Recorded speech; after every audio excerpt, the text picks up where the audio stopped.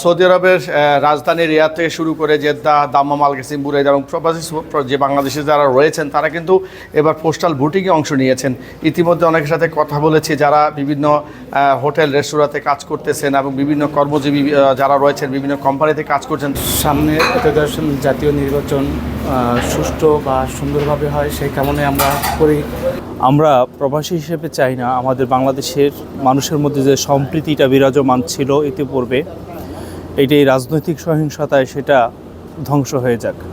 আমরা চাই একটি সম্প্রীতির বাংলাদেশ যেখানে এক মানুষের কল্যাণে আসবে। যে তারা বলছেন যে পোস্টাল ভোট যে নেওয়া হয়েছে রাজনীতির সম্প্রীতি বজায় রাখতে, বাংলাদেশের যে নির্বাচন কমিশনের মাধ্যমে আগামী 12ই ফেব্রুয়ারি যে নির্বাচন হবে সেই নির্বাচনে যেন প্রবাস থেকে যারা ভোট দিয়েছে বিভিন্ন রাজনৈতিক দলকে যারা নির্বাচিত করার চেষ্টা করছেন তাদের ভোটগুলো যেন সঠিকভাবে কাউন্টিং করা হয় এবং সেটি যেন পুঙ্খানুপুঙ্খে যে রেজাল্ট হয় সেটা যেন কোনো ধরনের কারচুপি না হয় সেটি কিন্তু প্রবাসীর ইতিমধ্যে বলেছেন। আমাদের নির্বাচন কমিশনের প্রতি উদাত্ত আহ্বান যেন ভোটগুলো কারচুপি না হয়। একটা সুন্দর সুস্থ নির্বাচনের মাধ্যমে আল্লাহ সরকার যেই গঠন করুক সেই সরকারকে আমরা সবাই যেন সহযোগিতা করি, আমাদের প্রিয় মাতৃভূমি বাংলাদেশকে যেন এগিয়ে নিয়ে যাই।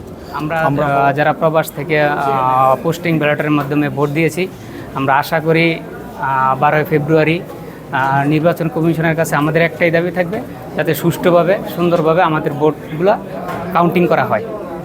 অনেকের সাথে কথা বলেছে, তাদের একটি কথা, রাজনৈতিক সম্প্রীতি, বাংলাদেশের উন্নয়ন অগ্রগতি এবং রাজনীতির যে সুশৃঙ্খলতা এবং একে অন্যের মধ্যে যে ভালোবাসা যে আন্তরিকতা সেটি যেন বজায় থাকে, কোনো ধরনের হানাহানি বা উশৃঙ্খলতা যেন রাজনীতির মধ্যে ফিরে না আসে সেটি প্রবাসীদের প্রত্যাশা।